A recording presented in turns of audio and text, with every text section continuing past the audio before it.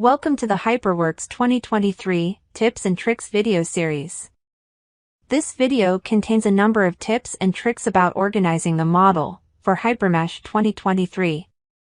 It is intended to be complementary to the respective video from the playlist HyperWorks 2023 Introduction Basic Handling. More tips and tricks videos exist, one for each video of that playlist. Property assignment to elements can be done by assigning them to components. Instead of through the tool, this can also be done directly in the entity editor of components.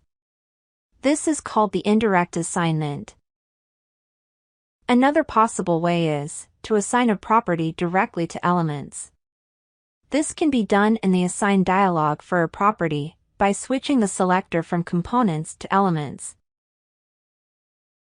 or by editing elements and selecting a property in the entity editor. The Map Thickness tool allows to assign thicknesses to shell elements automatically based on the thickness of surrounding geometry or elements. This tool allows to choose between direct and indirect and also nodal thickness assignment. The O key calls the Organize tool. Hit it when you have entities selected in idle mode, which you want to move from one collector to another one. Per default, bottom right, the current collectors of parts and subcase are shown and can be changed by left-click. Right-click to add, for example, current component and load collector.